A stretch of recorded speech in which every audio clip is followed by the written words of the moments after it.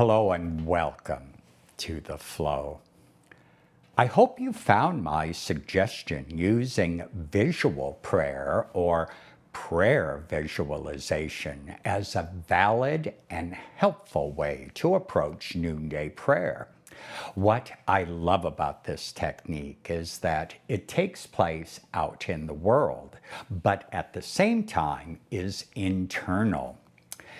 Even if this technique is a tad bit outside your comfort zone, give it a try with an open mind. Visualization can be a powerful tool to move beyond yourself and keeps one from treating Trinity as an office suggestion box. If you watch these videos using a cell phone, in the next segment, consider washing your hands as you listen to the Washing Away the Week segment.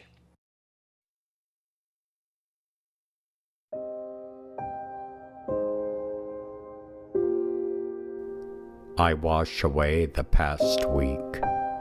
I gently remove the stains of fear of the present and of the near future, knowing that distress prevents a clear vision of the here and now.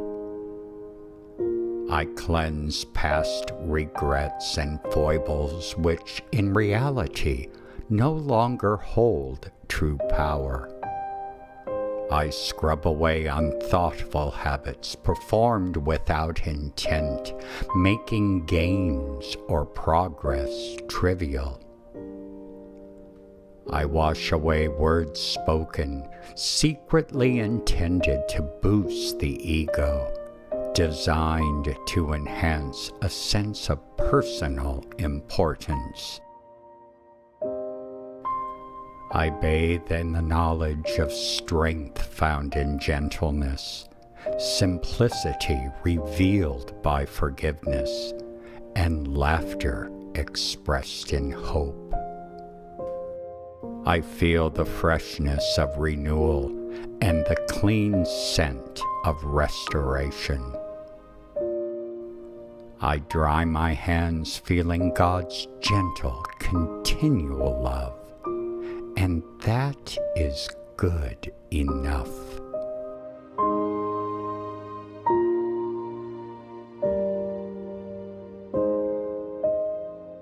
In order to love God and neighbor, first learn to love a sparrow. Sparrows are small, plump, brown-gray birds with short tails and stubby, powerful beaks. Sparrows may be the most familiar of all wild birds worldwide and may be seen as most common. Sparrows were associated by the ancient Greeks with Aphrodite, the goddess of love, due to their perceived lustfulness, an association echoed by later writers such as Chaucer and Shakespeare. And Jesus references sparrows as an example of divine providence in the Gospel of Matthew. In order to love God and neighbor, first learn to love a sparrow.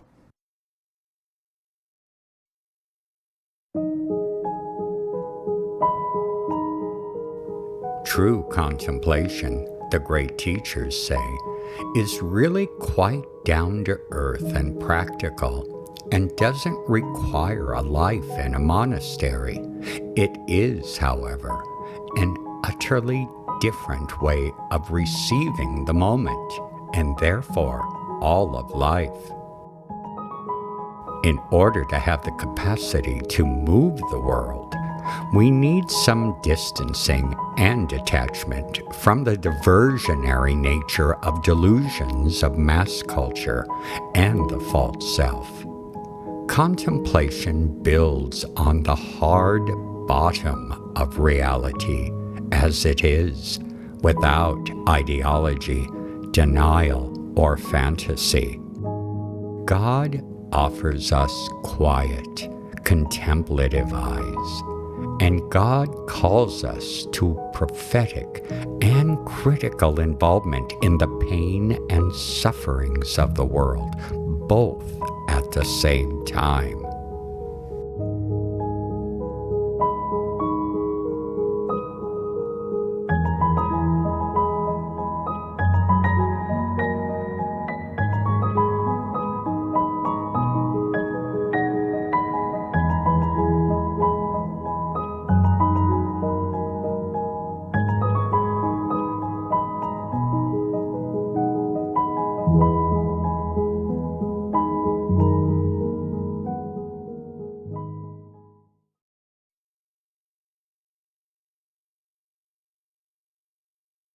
If you love me, you will keep my commandments, and I will ask the Father, and he will give you another advocate to be with you forever. This is the Spirit of truth, whom the world cannot receive, because it neither sees him or knows him. You know him, because he abides with you, and he will be in you.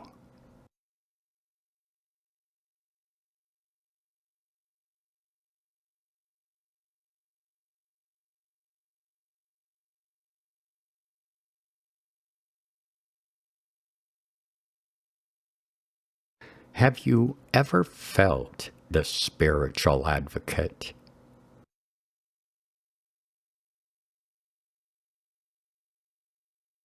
Does anger keep me from seeing a truth? Is truth a code word for getting what I want?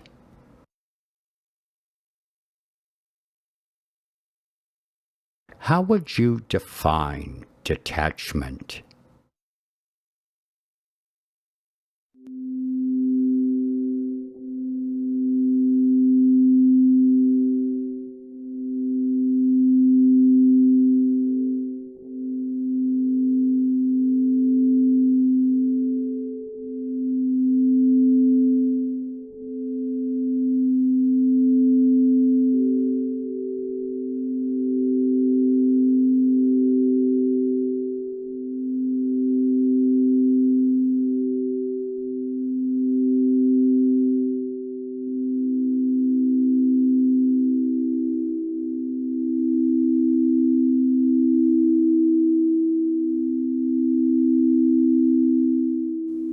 In these trying times, with society having to worry about a plethora of issues facing our lives, and the constant stress surrounding disinformation, and having to live in a continual discernment phase, seeking some resemblance of truth, the promise of an advocate would be a gift beyond affection.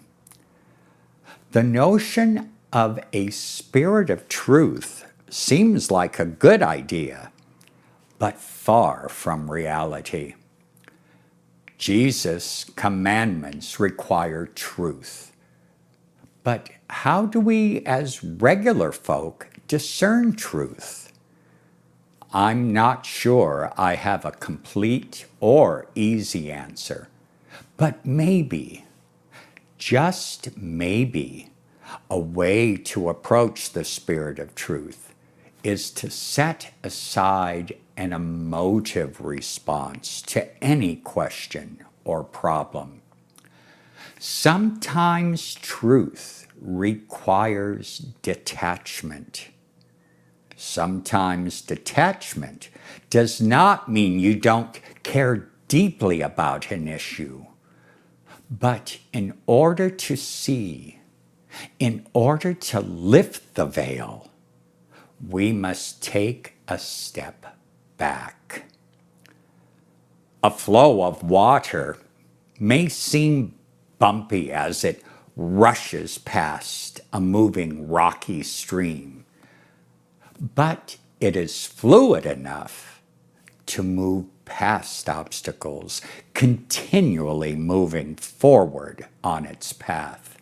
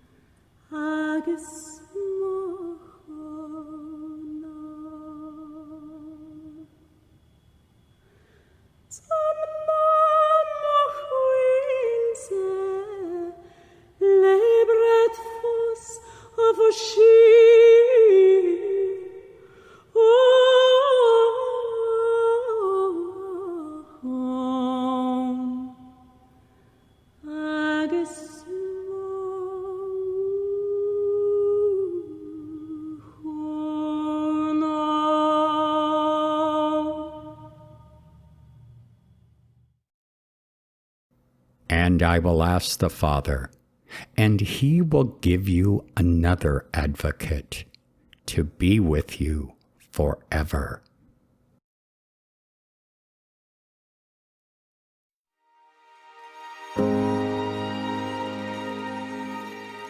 We pray, O God, that we may know you and love you, that we may rejoice in you. And if we cannot do so fully in this life, let us go steadily on to the day when we come to fullness of life. Meanwhile, until then, let our minds meditate on your eternal goodness. Let our tongues speak of it. Let our hearts love it. Let our mouths preach it. Let our soul hunger for it. Let our flesh thirst for it. Let our whole being desire it until we enter into your joy.